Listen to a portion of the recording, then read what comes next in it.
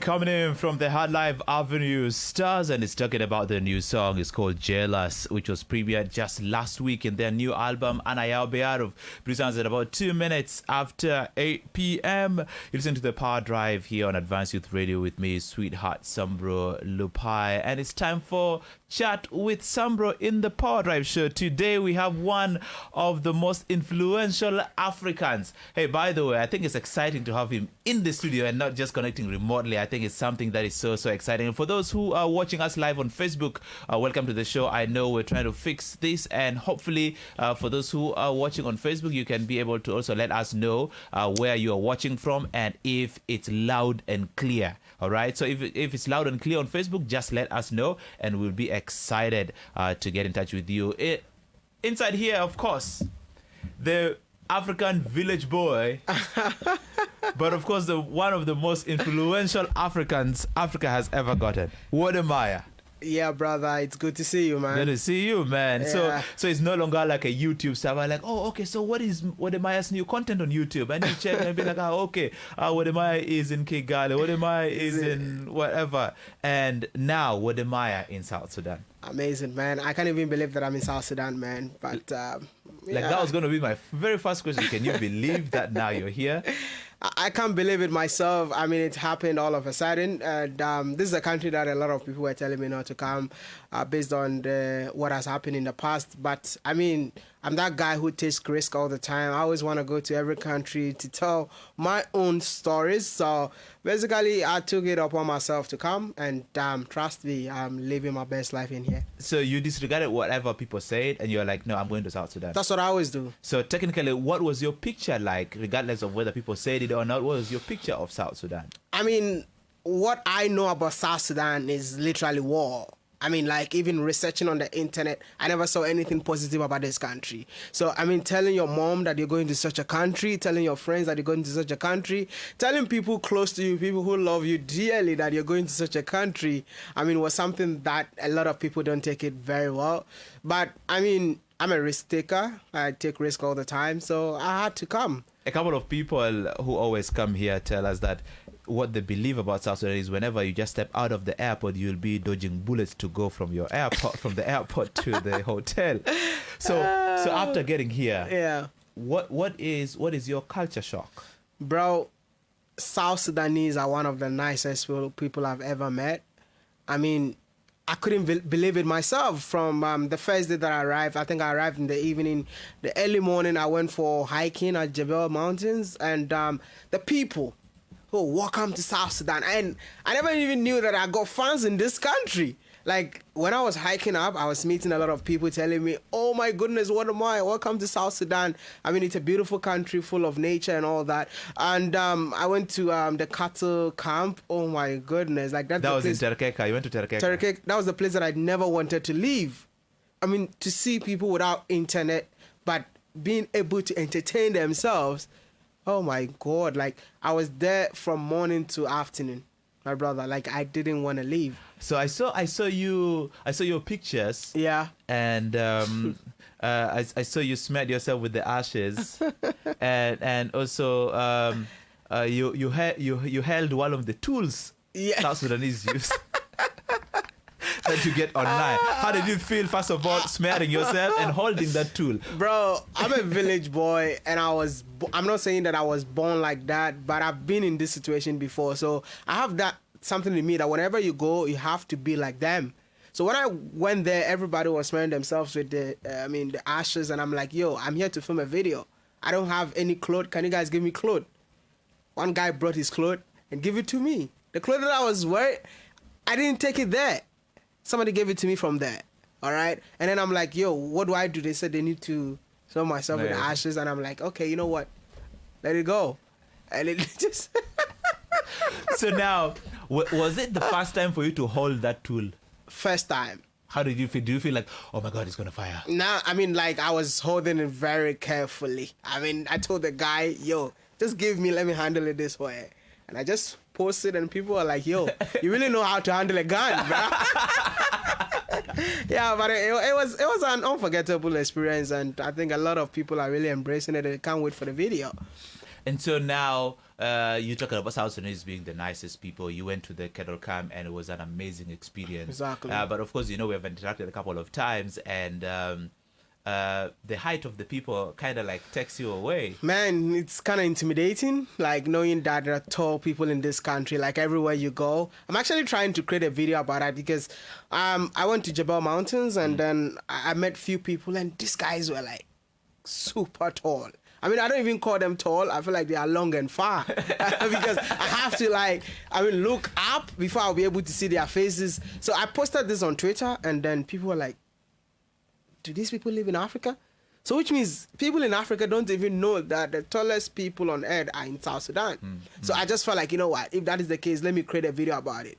So I'm trying to create content related to that. Why are they so tall? They said they drink milk, so probably I have to go back to the cattle camp because I always want to be tall. But you have to start drinking that from maybe your child, because you have to start drinking from a tender age. Because right now, do you think you're going to grow again? Definitely. I mean, that's. I'll try and create. I mean, like, let me tell you something funny. I thought that everybody was tall, and I met a guy who was kind of short like me, and I'm like, dude, where are you from? It's South Sudan. I'm like, no. Where are you from? He's like, Equatorial. Is it Western Equatorial or something? Okay. And I'm like, oh, bro, you belong to my tribe, yeah? I'm also Western Equatorial. Like, this is our community. Let's we're a community of not tall people. Exactly. I would want to use the word short people. we short, and we gotta admit the fact that we short. And so one beautiful thing about this country that maybe how in your stay here you might have or might not have discovered is that we are so diverse in a way. True. And you get the tall ones, you get the short ones, and it's all in the mix. Exactly. So that means actually if you even want to look for some of the shortest people in the world, you can actually find them here. All right, and you're looking for the tallest people, they're here. And when you go to the US NBA stars, we have a lot of them, including one who is now helping our basketball team, Luol Deng, who has been a star in NBA. And I think that is amazing. So I'm very sure one thing, you go to Ghana, you'll be like, you guys want to be intimidated with height? Come to South Sudan. Now, let's first deviate away from talking about your experience here, because here on Chat with Sambro, most of the times we have a lot of unstructured conversations. Yeah, that's so cool. And so many people have been following your YouTube videos, but it's not that you just woke up one day and like, I'm doing YouTube videos and that's it. All right. So what pushed you to start to do YouTube videos? Why YouTube? A lot of people use Facebook. A lot of people just like, all right, whatever that is. Why did you decide and say, all right, I think I'm going to use YouTube or social media to push? Basically, I was in school in China as an aeronautical engineer. I was studying in school, and I felt like I can't be studying all the time. I mean, there's something in me that has to come up. All right, so I started doing research on the internet. Like, I mean, do people discover who they are? I mean, I was trying to discover myself because I was born in a village. The first time that I traveled abroad was just moving from my village to the capital city, from the capital city straight to China. I never even have an experience of a city life. So when I go to China, everything was new to me, like strictly new. I didn't know anything. So I felt like, you know what?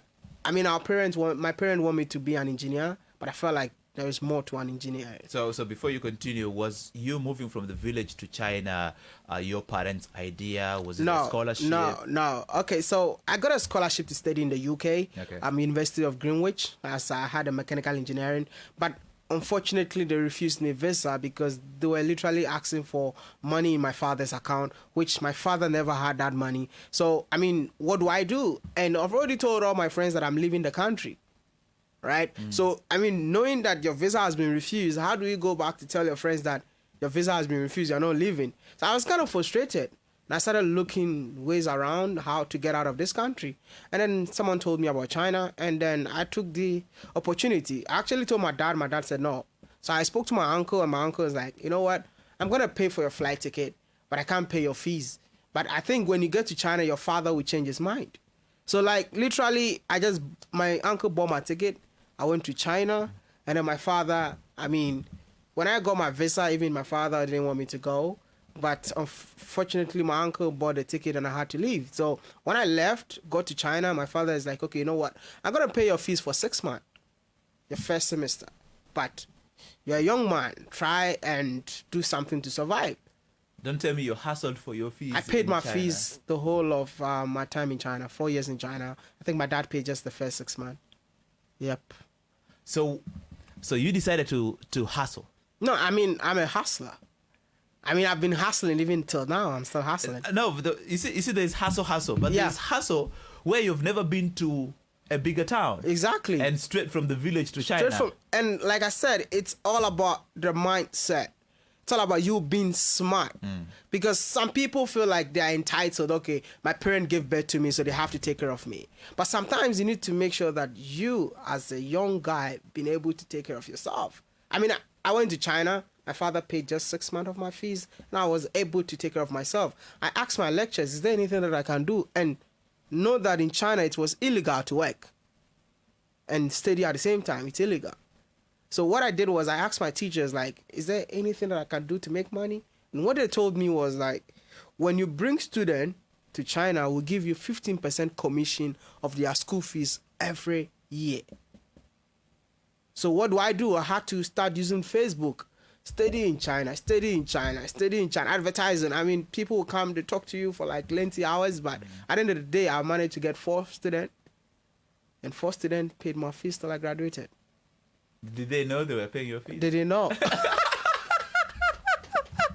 So you used somebody's fees to pay I used your somebody's fees to pay my own fees. So when it comes to like, what do you call it? Accommodation. I was working in China, even though it was illegal. I was doing teaching until I got arrested for teaching English. But my lectures paid for me because I also became a lecturer in my university. Teaching English? Yeah, in my university, because we have like pilot student who wanted to study abroad. So being a smart student, the teachers was like, this guy qualifies to teach these people. And I'm like, yo, you know what? Give it a shot. So now there's teaching. Yeah. And also there's bringing people to China. Exactly. I also sold hamburgers. And now they're selling hamburgers. I sold hamburgers in China. And there's you being a student. Exactly. And then there's YouTube. There's YouTube. So let's connect all this stuff. So, when I was doing all these things, even when I started YouTube was not paying me. YouTube was not paying. I was just trying to discover myself because I realized that I enjoy talking. So doing research, I'm like, why can't I talk to be paid? I'm talking, no one is paying me. And that is when I discovered YouTube. Those days, even if you put a video now, YouTube has to pay you at that very moment. You understand? Now things have changed. So I started uploading videos, but it was not in my mind that I want to make money from YouTube. I was just putting videos, trying to discover myself. So discovering myself, I was sharing my experience as a black man living in China. How do people see me?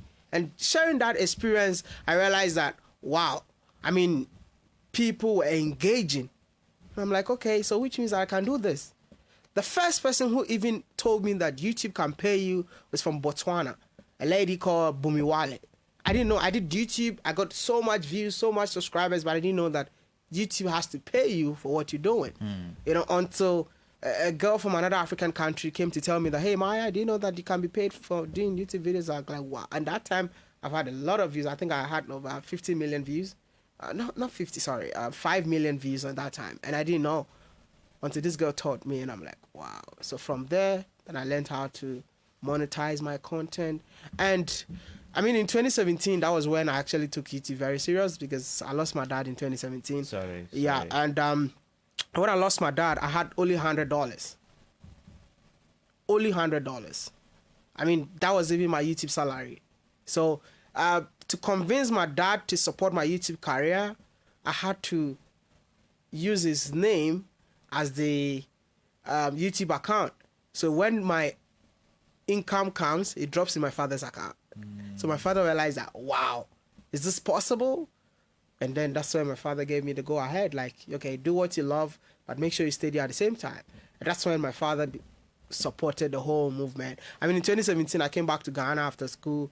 I came to Ghana to see my dad. He even gave me a car to go make videos. When I left back to China, he died.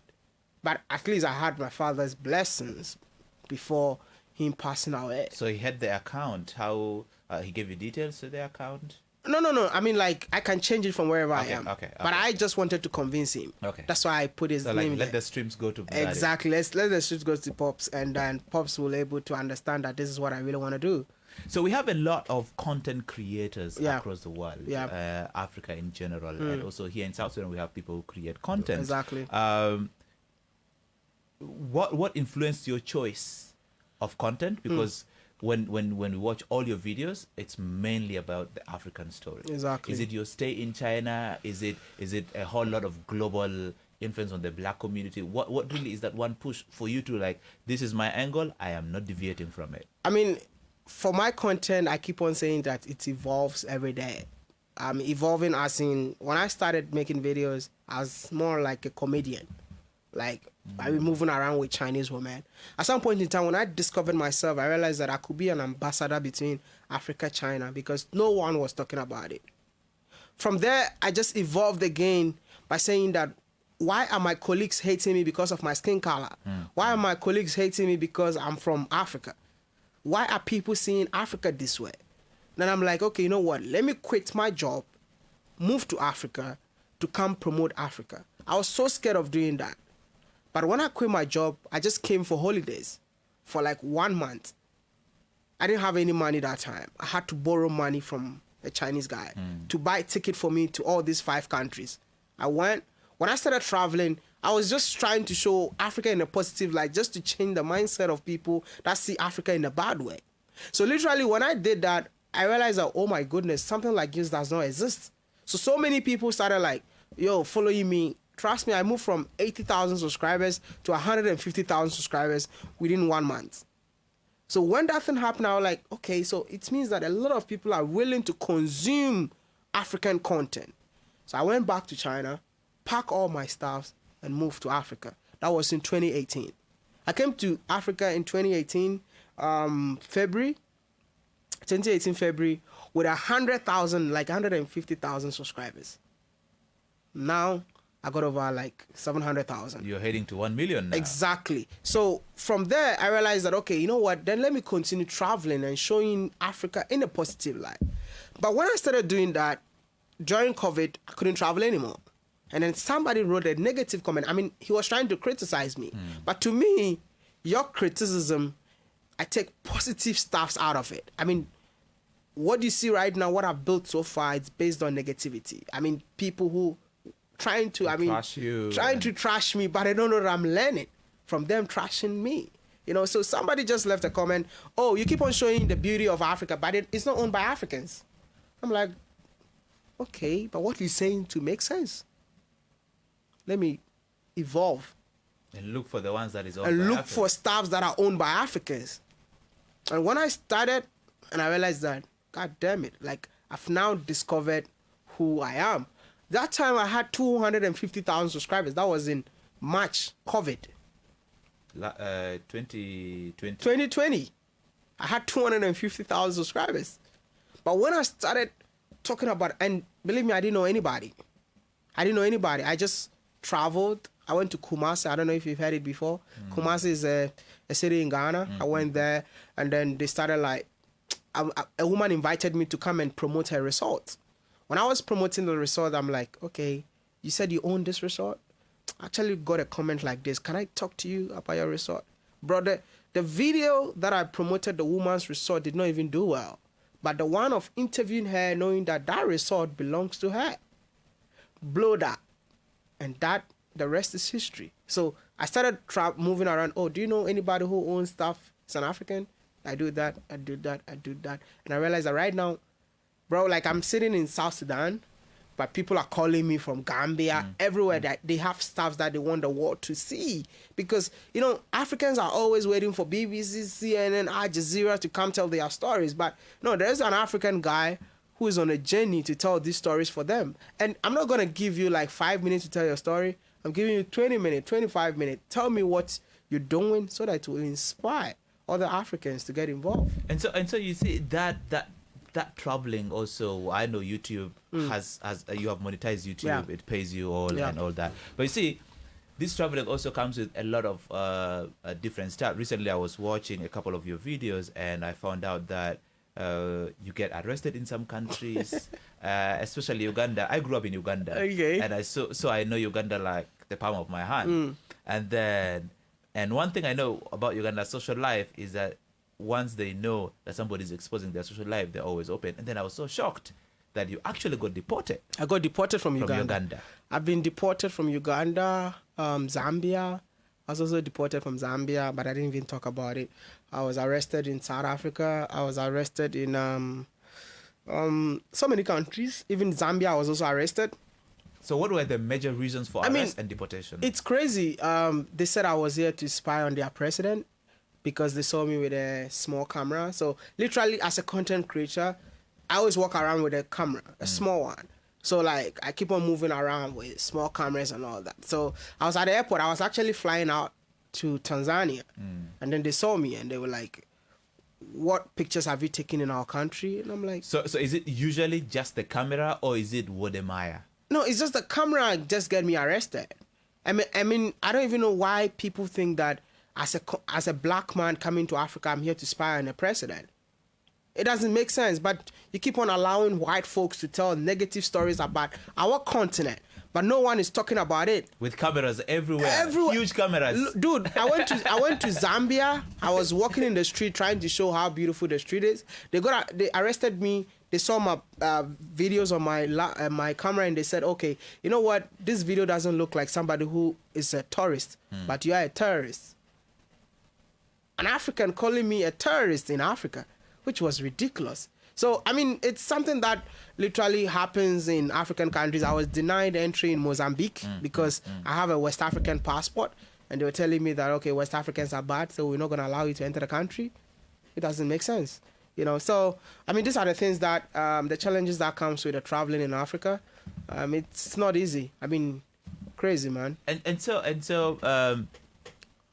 I'll still get back to that Ugandan incident where you got arrested. You got arrested at the airport. Yeah. And I overheard in that video, I think there was a lady and a gentleman. Yeah. Who arrested you just because you had the camera. Exactly. You told them, hey, if there's anything here, check it out. Thank you. All right. Was it the fact? And some people came to your rescue. Oh, Wodemaya, Yeah. Wodemaya. I think you mentioned some name in Yeah, that yeah, video yeah. of some He came guy to my who came rescue. to. And so you decided, you're like, okay, was it the fact that you did not have a Ugandan visa? I have Ugandan visa. Okay? I was just moving from Uganda to Tanzania. This lady just boldly told me that I will make you miss your flight. Bro, I mean, I've never seen anything like that. And that is why I have nothing against Uganda, but that would be the last country that I've ever visit. I don't think, like, if I'm going to Uganda, I think I just have to take this out, because how I was treated in Uganda at the airport was ridiculous. I mean, it's something that I think I have to write a book about it. Like, literally, they even took me to a room to interrogate me because they think I'm a terrorist. And at the end of the day, it's just like the man switched on the light and then found out that, oh, that's Wodemaya. And that saved me. Imagine if that man Had not. So what's your experience like here in South Sudan with regards to I mean, cameras and like, stuff? it's crazy. Like, I'm not gonna lie, because what we're trying to do is literally positive. We're trying to put the country on the map, because literally I've seen so many things in this country that I think we need to, put light on, right? But this is a situation that you can't film anywhere. You can't film anywhere. And you have to Drones move are with not an allowed. ID. You have to move around with your ID. You have to stay in the car all the time. I mean, we wrote letters to, the whole national security that, okay, we're coming to the country and all that. I just want to put Africa on the map. I just want to change the narratives. I just want to see people traveling to African countries. I'm not a terrorist. I know, like, sometimes people think cameras are, but, I wrote a letter, but still, it's hard to film. Awesome. I think it's good that you're bringing that out, and I think the issue of cameras, I don't know if we need to to be educated more, because even if you don't have the camera, you still have a camera in your phone. Exactly, and the phone takes 4K. Yes, and you know, at the end of the day, people should not just look at the camera; they should look at what content is going to go out there. Thank you. And of course, in a country like this, we know that some of these things might be very. When you go online and all of a sudden all you see is negative content, it should actually push us more to keep selling the positive content. Exactly. But also in this state, you find that the country will try to be like, okay, maybe it's all these cameras coming into the country that is selling all this negative content. Nah. I think it's time for us to push something. I mean, you should allow Africans to start telling their own stories. Do you understand? Because you love your country and you don't want to be saying negative things about your own country. You see, like, go to the internet, go and type South Sudan. You will never find any positive content. See, even when I was going to the cattle camp, I was so scared. You know why? Because all the videos that I've seen about cattle camp was extremely negative. But when I got there, I realized, but these people are actually living their life. But we allow... And they're happy? Yeah, bro. Oh my goodness. They're extremely... They're not just happy, they're extremely happy. But when these folks comes in here, they tell the story in a way that you don't even want to visit. Like, I saw a video where literally, I don't know if I have to use the word gun. I mean... Yeah, you can use gun. They allow them to shoot the gun in the video, which doesn't make sense. But when I got there, I mean, these people they just use the gun to protect their cattle and all that. But the way they made it look like in the video, it's like something negative. You know, so if you don't allow the youth of this country to take control of their own narratives, we will keep on suffer. Because, I mean, look at the impact of social media. Wherever I go, people follow me. I've seen people traveling to Ghana because of me. I've seen people moving to Africa because of me. Not because of anything, because I'm telling positive stories that Africa is not what you think. Because when you go out there, everything about Africa is strictly negative. So we are trying our possible best to change that narrative so that the country will attract investors, the country will attract tourists. You know, these are the things that you should allow the people of South Sudan to do. Awesome. I'll just read a couple of some of the comments here on our social media page, on our Facebook page. For those who are streaming with us here on Advanced Youth Radio Facebook page, you can share the link as well, and a lot of people will benefit from this conversation. If you're also a content creator, how do you build your audience? I think that will be a conversation that we'll need to also focus on a little bit. But Kwachi Umwech is like, I'm not sure. Are they paying you after creating a good image of a country, or they just watch your videos without paying you? I mean, the African countries' governments. There's a question on Facebook. No one is paying us because I feel like sometimes the African governments are not even willing to work with us because sometimes we want to even contact the tourism board to give us access. Anything that makes the country look good, just give us access. Bro, you write them letters and no one will reply you. It's just embarrassing. And I've learned to do stuff without them. Awesome. And Bunye is like, shout out to Ghanaian Village Boy in the studio. You're a champion, man. We have Gift Diesel watching live from Toronto, Canada. I am a great admirer and follower of the African Village Boy. And that's exciting. Viola Simon is like, that's what I am about to do too. No more giving my knowledge for free. Since I love to motivate others, about to hit the highway with my YouTube channel. I think you need to just stay there. And Kwechi is like, everything we know about Ghanaian people is that they are small-sized country and a stone boy. The ghetto. What other amazing things about Ghana are there? So I think they'll want you to share that. And it's like, welcome to South Sudan. We are really happy to have you here. The question is, how do you manage the journey really to almost more countries, not only Africa, but world? I watch most of your program, especially the journey to Addis Ababa, Ethiopia. And I think that's amazing. And we also have Ephraim Torach is like, blessings Wodemaya, doing great things. Keep up the good work. And also Laku Emma is like, shout out to Ghana Boy. I'm grateful he's in Juba now. And Kamis Kasfred, watching us from Gudele, is excited also to be part of this conversation, including Lil Leon Finderella. Yeza is like, Mr. Ghana Boy. Yeah, everyone is excited. People also watching from Uganda. Someone is in Uganda and is watching. Shout out to Kampa. Yeah. So Bunyi is like, I remember the first video of Wodemaya I watched was a video where he was the only black man in the train. An expression of Chinese wasn't really fair to say. You've inspired millions across the world, Wodemaya. Thank you so much, Sambro, for hosting him. I think that is exciting. And to all of you, you can keep your comments coming, and we'll be able to share these comments together here with Wodemaya to give him more encouragement. Also, in case you have any other question you want to ask, you can ask that that question in the comment section. Just go to Advanced Youth Radio 99.9 FM Juba, our Facebook page, and you can follow the stream right there. Now, Wode, I want us now to talk about content creation in relation to some of the South Sudanese you have met. Recently, we were doing this training with some of the artists in the country, and I think you talked to them. You, of course, you did not just move from 1 subscriber to 718, and you shared your experience of how tough it was. So, how long did it take you to hit, let's say, 1,000, 10,000? Yeah, I mean, it took me 2 years to get 1,000 followers to follow me on 2 YouTube. years. 2 years, yeah, 2 years. Yeah, I have a YouTube channel. I have 4 subscribers. Maybe you guys are going to check me out, and for no reason, just subscribe, because I don't think I have content there right now. Yeah, I mean, it took me 2 years to get 1,000 subscribers. I think I was doing the wrong thing. I didn't really know what I was doing that time.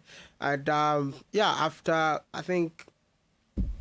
2 years, 3 years, I think I got 10,000 subscribers. And that's when I actually put in more work, because I realized that YouTube is more of giving it time. I mean, content creation, like, give it time, you know. What I think I have was having a patience on doing what I enjoy doing. So I had patience, I worked so hard, and also consistency. Because without consistency, you can't be where you are right now. Because you can't do a video, like those days I used to do a video 3 months, 3 months, 3 months. 2 months, 2 months, 2 months. That's why it took me that long. So after getting 10,000, I started doing research. And as a content creator, you have to do research, you know. So I did more research, and I realized that no, it's consistency. That's how I was not growing. So when I started the consistency, that's when I started seeing the numbers adding up from 10,000 to like 100,000. But the easiest one is from 100 to 200, 200 to 300. Because now it takes like 2 months to get 100K. We have a lot of musicians. Some are watching us right now. Others are listening to us live. And all they have is their music videos. Yeah. How can they create more content to keep their YouTube channels growing? I feel like sometimes our our celebrities are always trying to push that narrative that they've made it in life. No. You can create more based on the brand that you have. YouTube is like a hobby. I mean, I'm doing it full time, but I'm enjoying it. Right? So being a musician with a brand, if you come out and say something, definitely a lot of people are going to watch. You see, these are the things that I'm trying to tell people. Like, apart from you being that guy who enjoys singing, there's something in you that has to come out. What is that? Because we love packaging to the extent that, oh, I'm a musician, oh, this is what I do and all that. But at the end of the day, you realize that he's not even making money. It's just the music language that he's using. That's like, put on chains, put on wristwatch, you've made it. No. You can create content aside. Know that you've already built a brand. That is a music career. So music career, now you have something that maybe you get a chance to entertain your audience. What is that thing? Look for it. And that can even pay you more than your music. So now, let's give an example, because good. I think that would be more philosophical in a way. Yeah. Like, get something.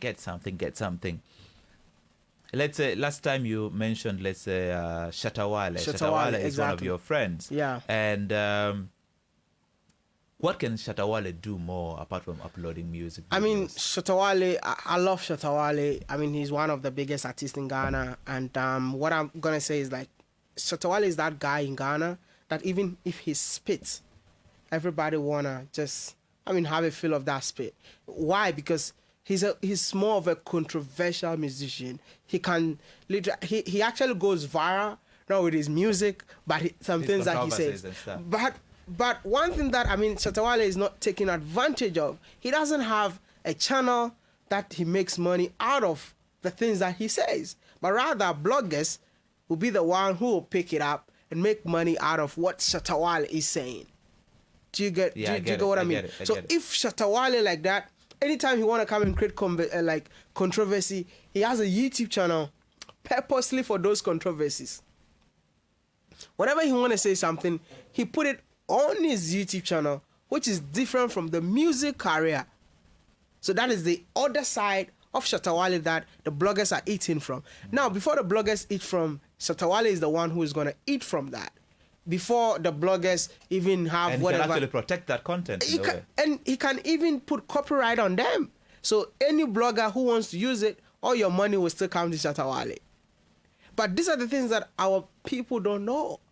They getting the dollars in their music career. But trust me, being a content creator can earn you more than being a musician. So now, technically, of course, we're going to talk about a few other figures, like how much really is I mean, I'm just gonna like give a figure in terms of like, I'm not gonna tell people like how much I have. We'll calculate. No, you can calculate, but that's not like what. We know you have hit 100 million views already. No, I mean like I have 100 million views a couple of months ago. But I mean, as a content creator, you rate in a range of $10,000 to $100,000. Is that per year? Is that month? Huh? Monthly. Okay. It's not. We're not talking about. So me, I thought this is what I thought. Yeah. I thought YouTube does this whole accumulative, streams of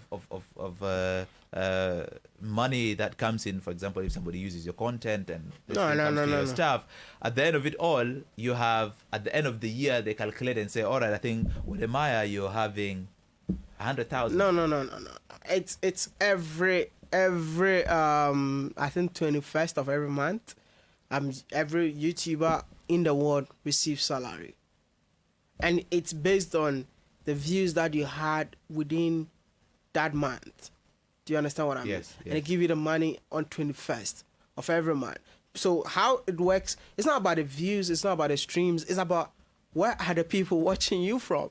I mean, if you have audience in America, definitely you're going to earn more. If you have audience in Kenya, know that you're going to earn less. If you have audience in India, know that you're going to earn less, because the CPM, the advertisement, it's kind of low. In America, they pay dollars. In Kenya, they pay Kenyan shillings. So they have to calculate They have to calculate that. You understand? So imagine if you have audience coming from America, Australia, people with, the British pounds and all that. That's when the difference comes in. The people watching you from those places, like literally you make more money than anybody who is streaming your video from Tanzania, Kenya, or anything like that. So technically what you're trying to tell us is that, hey, build global audience. Don't build South Sudanese audience. Build global audience. I mean, that is me. What I'm trying to do is to like connect Africans on the continent and Africans in the diaspora. So literally I'm in South Sudan and people were like, yo, today something funny happened. So I was Nelson, the guy who has been taking us around. Yeah. So Nelson was holding my GoPro, and then somebody asked me, how much did you buy it? And then Nelson asked me. So when Nelson asked me, he just turned the camera, Maya, how much did you buy this GoPro? And I'm like, it's a birthday gift. And the guy who was asking was like, oh, is that what a Maya? And then that's why he started hugging me. Welcome to South Sudan. I didn't, that kind of thing. You should have said, hey, please go down. And he's like, oh, is that what am I? So basically, I'm from Ghana, but people from South Sudan are watching me. Today was beautiful. Like, I was getting recognized to the extent I had to go to Twitter, and I'm like, yo, I never knew YouTube is this global. Like, I was going to eat, and then these guys came and like, yo, what am I? Because of you, I moved from Canada to South Sudan. I'm like, God damn it, man. So how do you feel when you start to hear some of these stories where people feel like it's because of you that they have made decisions? It makes me keep moving. It makes me... So what I do, nothing impresses me. My main goal is to change the narratives. My main goal is to see Africans embracing Africa once again. So what we know that there are people who do not like that narrative. I know. So have you ever encountered some people who try so to many stop times. that, and how do you push ahead? So many times. What I'm saying is like, if you have never traveled before, you won't understand. Because when you go out there, let's talk about America, Canada, Australia, wherever you are, you will feel comfortable. No lies about that. You'll feel so comfortable. But you can't become a millionaire in those countries. Africa is still a virgin, bro. Africa's virginity has not been tapped. Look at South Sudan. How many services are you guys running here? Zero. Imagine if you bring a service that maybe it's happening in America, it's happening in Australia, and you bring it and initiate it here. My brother, with time, I know it's not going to be easy, but with time, you'll be the next Dangote. But now here's the thing. People are living their lives in diaspora. And of course, when they come home, you're going to say, hey, of course, you're going to make it here because you're changing the narrative. Yeah. But also you're being stopped by people back home from doing sometimes by getting arrested, by getting deported, by people not saying, by people saying, hey, you should not do this content here. And don't you think sometimes that will give a second thought to other people and say, maybe what am I just telling one side? No, of the story? I'm not telling one side of the story. I mean, we've been hearing the other side of the story for so long. And that's what I'm saying. If anything happens to me, I say it. If you arrest me, I'm going to talk about it. If you deport me, I'm going to talk about it. For people to know that things like this also happen on the continent. You get what I mean? I'm not saying like, oh, Africa is heaven. Even going to heaven, they say we should stay away from sin. So which means that it's a struggle to get to heaven. So technically, nobody's going to heaven. Thank you. I mean, you know what I mean? So literally coming to Africa, Africa got its own challenges. See, when you go to Europe, you face racism, there's cold, there's so many things. I'm telling you that like the system that is created is not for black people. You can work as much as you want. You can never become a millionaire everywhere in Europe. Sometimes they lie to us. People living in the diaspora lie to us. They make us feel like they've made it, but they are struggling. They go to work from morning to 5 evening. They pay taxes. By the time they get their salary, the whole money is done. But I know, like, Africa is tough, but trust me, the challenges in Africa, if you can overcome it, you definitely live your best life. And I really think that's very, very powerful there, Wodemaya, because I've also visited a couple of other countries, and there's a way. First of all, when I was growing up, what I knew was America does not have soil that you will see. Soil is in the laboratory. All right? So you'll not even step on mud because everywhere is supposed to be like, paved and stuff, But it's not the case. And people work so hard throughout the year that during Christmas time when they come back home, they come with a different impression. Exactly. They bring new stuff. Yeah. They look different, they look cool, they come with money which they have saved all over the whole year. Thank you. Yeah, they come with money and you'll be like, I want to go and make this money as exactly. well. So I think this is a very beautiful stuff that you're doing, and I'd like to check out some of the comments also that you guys already have, and whatever questions that you have, please make sure you ask. John Juma Smith is like, how do you monetize YouTube account? And then Coach is like, okay, Johnson, Robert is like, bruv, thanks for bringing the camera issue. A camera is seen to be more dangerous than a gun. And he's a filmmaker here in South Sudan. And a lot of people usually, when you just bring out a camera, it gets kind of like very crazy. Yeta Baldwin is like, Wodemaya, do you consider yourself an African ambassador? You should. You are responsible for my son, his wife, and children to Ghana from USA. Thank you. Much love. See? That's what I'm saying. I mean, I don't want to be called an African ambassador. I mean, that's what people have been saying. But all I know is I'm doing what I love, and I feel like it's God's work. I mean, God cannot come from heaven and do this work. He has to use somebody. So I think it's God that is using me. So, I mean, I don't really like taking credit about people telling me that they came to Africa because of me. I always want to give God the credit because I feel like I'm just a vessel that God is using. I mean, I've been through a lot. But the next day I wake up, it's like nothing happened. I keep moving. I think that secret will have to be shared more later. Give this is like, hello, Wodemaya. Can you tell us the story about why the police wanted to confiscate your camera in the airport, and one staff decided to call you Wodemaya? I am one of the subscribers in YouTube, and I think this is one of the guys. I don't know what happened at the airport. Oh, okay. So yeah, you'll have to share that a little. And Lukudu Lemi is like, Sambro, also tell Maya that we got brown people in South Sudan, and let Maya be an inspiration to those South Sudanese youth who are willing to create positive contents, not just in South Sudan, but in entire Africa. Those whites have been benefiting from Africa through their negative contents. I remember a Russian blogger was complained when she took a video of Mundari boy testing chocolate for the first time, and was uploaded by a person other than her and went viral, and she didn't get the money for 45 million views on TikTok from Ryazan, Russian Federation. That's crazy. And then also Kimbo Valentino is like, hello, I was actually the guy who called your name at the mountainside. I love your content, bro. Shout out to you. And that is Kimbo Valentino. And of course, we also have Moi Dutusans following us live. Betty Meling, Geoff Nyai from Australia. And also...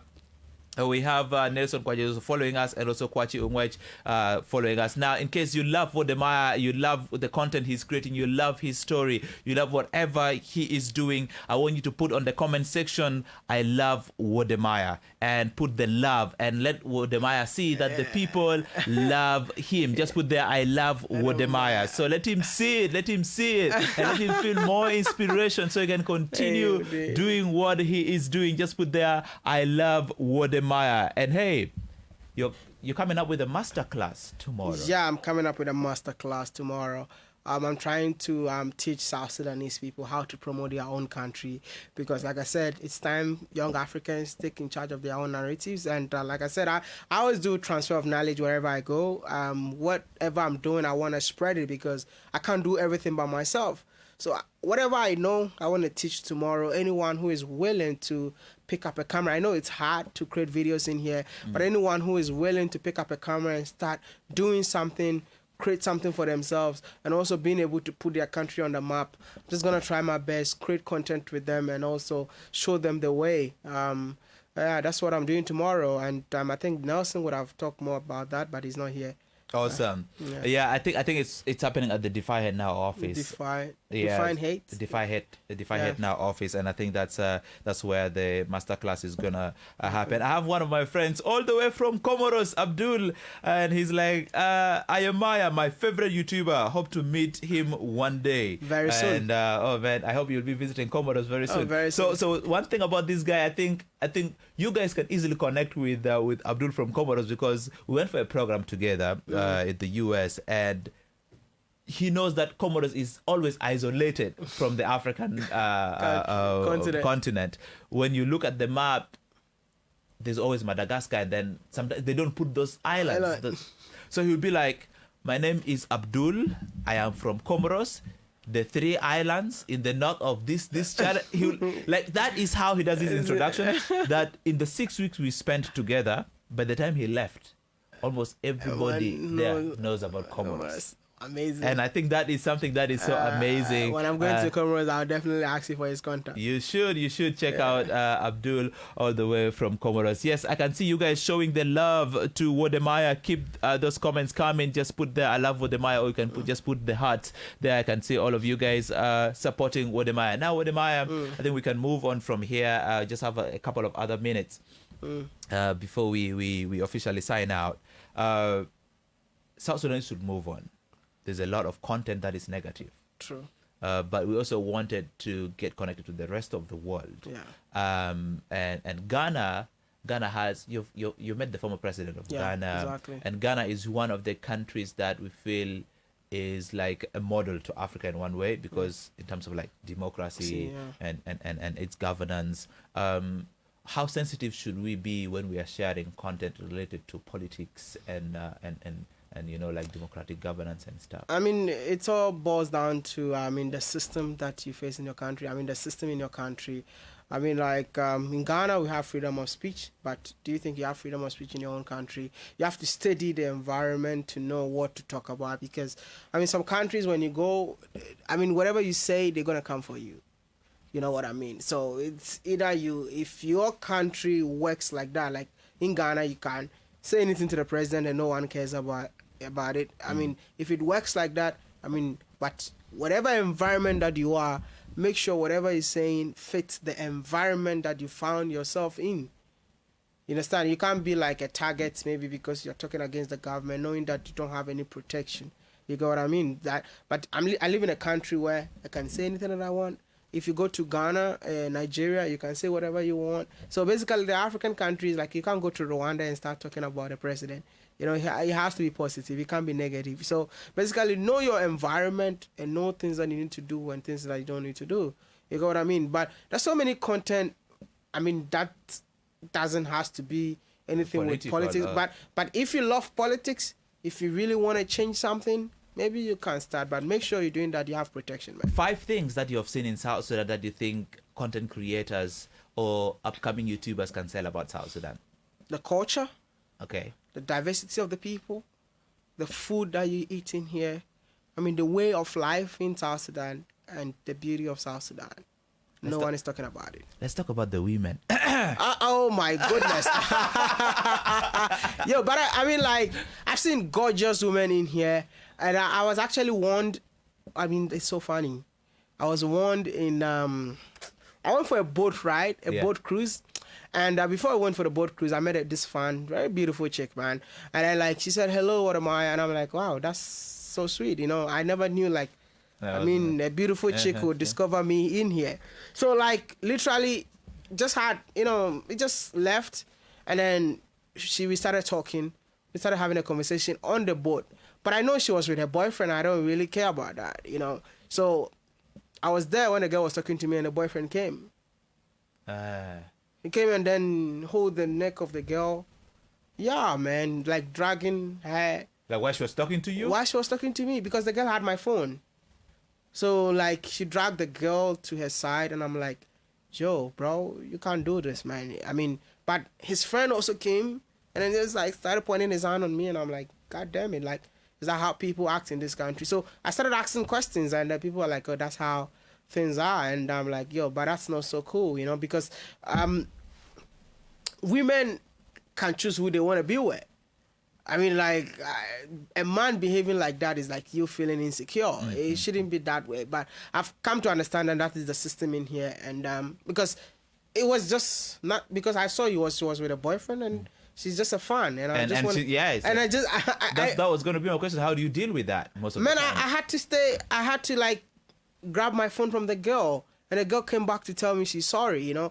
But, I mean, it has happened already. There's nothing that you're going to say about it. And I just felt like, yo, I mean, even I was interviewing a girl who moved from Australia to Juba. So I was just interviewing her. And then, like, the people were giving me a different look altogether, as if, like, I'm taking the girl away. Because the girl was like, she wants to visit Ghana. And I'm like, yo, Ghana is such a beautiful country. You better come and visit. And all the guys on the boat were like...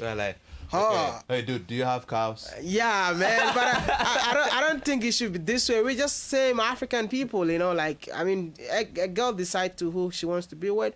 I think I was on Jebel Mountain and I carried a girl. I mean, she wanted to take photos with me, and I'm like, okay, how do you want to take the photo? And I felt like she was so skinny, so I just hold her like this. Oh my goodness! Like, I think that was the best day of her life. She was so excited, like... And nothing happened to you, like... Oh, no. I mean, I didn't know. I was just... Like, you know, West Africans would do stuff, like, spontaneously. So I just carried her, like, take your photo, and I just left.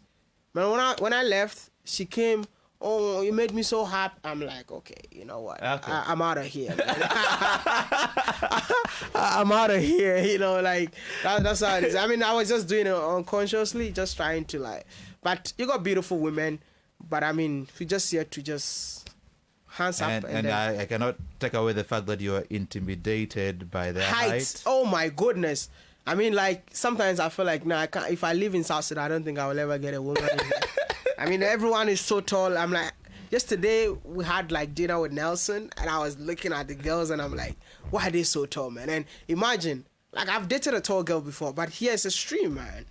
So, like, your tall girl is not even any closer to here. Here's the street. And, you know, like, they're tall and built.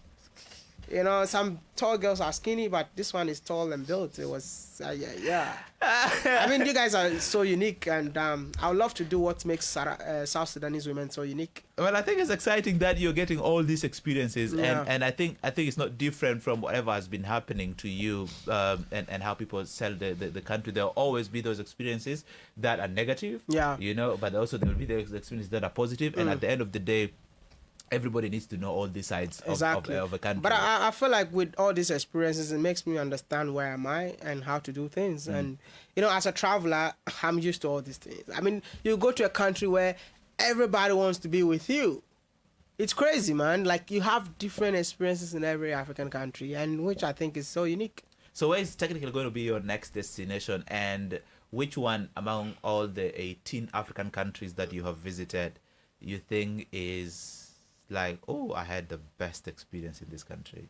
I think Swaziland. Okay. You know Swaziland, Eswatini. Yeah. I had one of the greatest experiences in Eswatini. So and, what makes it great?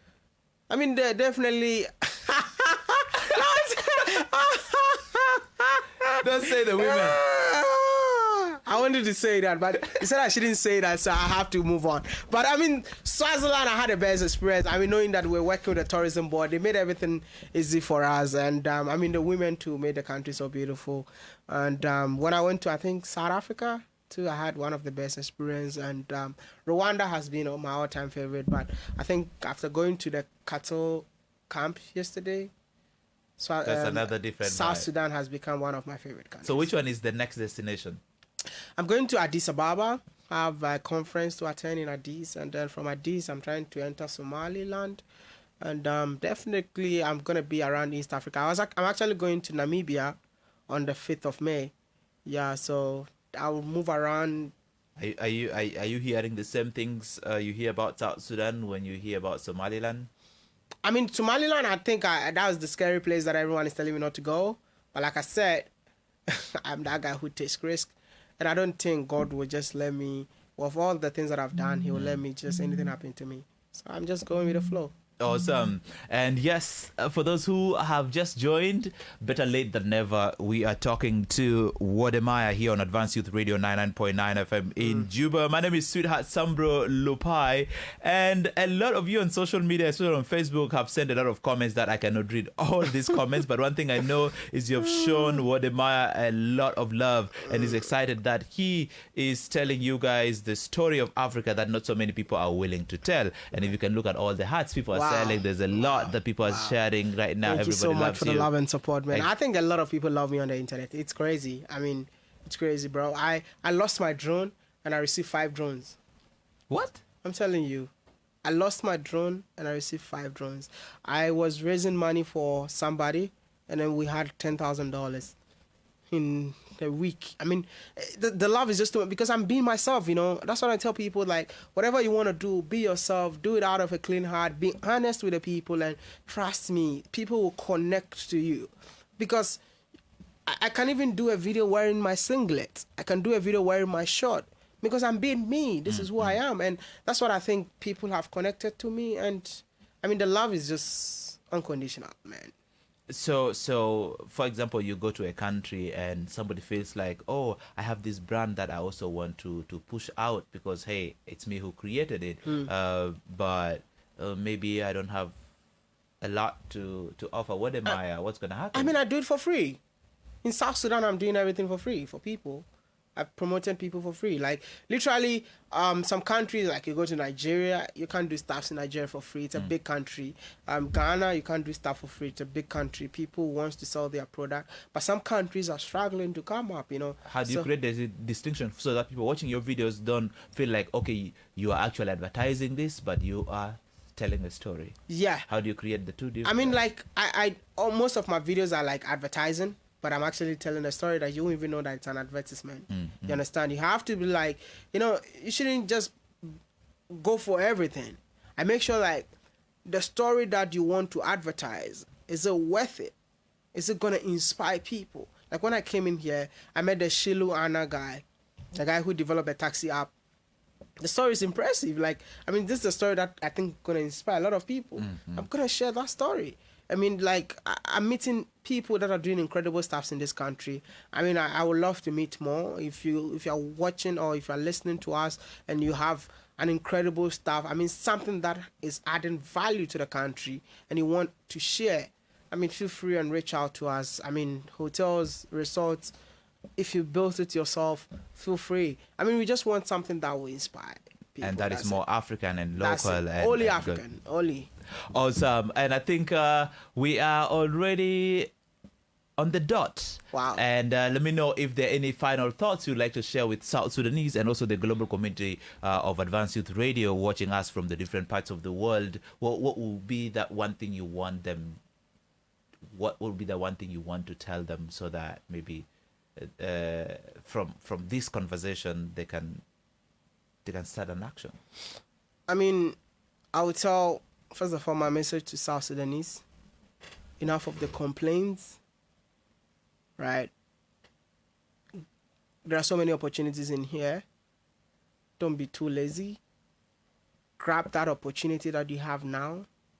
Make it work. I mean, you might not see results right now, but you might see results in the next 5 years. To South Sudanese in the diaspora, this country belongs to you. I mean, the country has been through a lot, but never turn your back on your motherland. You know, Master KG said, no matter where you go, remember the road that leads you home. Home will always be home. South Sudan will always be home. Come and help develop the motherland. I know the system might not favor you sometimes, but trust me, there's no place like home. And to each and everyone watching us right now, if you're an African, I'll tell you that, know that it's a blessing to be from Africa. Africans are the only people that makes God know that he exists. Like, I mean, he makes God rejoice. I mean, there's a black man can't become a white man. But a white man can never become A black man. Do you understand me? I get it. So I black get it. people are the only people on earth that makes God greater. You see God in them. black people. Exactly. Awesome. And so if you are watching, take that message. If you are in Australia, UK, Canada, USA, or whichever part of the world apart from Africa, hey, Africa is home. Come back home, because the storyteller is here, changing the different narrative that was already being sold out there. South Sudan had a lot of negative stories, and hey, type South Sudan right now. For those who have never, just type South Sudan, you'll get what Wodemaya is talking about. And it's time as South Sudanese we start to create the content that we want the world to know, the positive content we want the world to know about our country. Otherwise, it's been a very good conversation we've had here today on Advanced Youth Radio. Thank you so much for getting your time to come here. And I think tomorrow we shall link up also during the master class that you're having. And hey, if you want to start creating content, I know a lot of artists out there and other creatives already are excited about this opportunity. Please, tomorrow link up with Nelson Kwaje. Reach out to Nelson Kwaje on Facebook as well. You can also reach out to me. And I'll be able to link you up to the master class that is happening tomorrow. It's going to be a half-day session. Okay. And so make sure you be part of it wherever you are. Please, if come, you can. And I think when you even come, we're definitely going to create content together, because, you know, I bought a cow.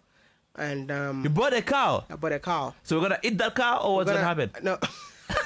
So we're gonna eat some of the cow, but at the end of the day, I want us to go to the street and share the cow to the people. Awesome. Yeah, so come and just be part of that. And where did you buy the cow from? I bought it from the cattle camp. They said they didn't want to sell. And then I'm like, I'm going to give you more money. And they sold it. So did you carry the cow? No, I'm going to carry it tomorrow. I'm going to carry it tomorrow. So come and then let's just have a feast together. Awesome. Beautiful one there. So we're going to get out of here with a song coming in from Charismatic. I played this song earlier. I'm going to play it again because this speaks a lot to Wodemaya's story, but also speaks a lot to your story if you also put more effort to it. It's called Do What You Love. And when you do it, it's going to make you more better. And when you do what you love, it's going to get better by the day. So how about you do what you love every single day and you will be better. That one subscriber. I have 4 YouTube subscribers. Go subscribe. And today is the 24th of March 2021. Wode, ask me 1 year later about my YouTube channel. And let's see whether I'll move from 4 subscribers to at least 100 or 150.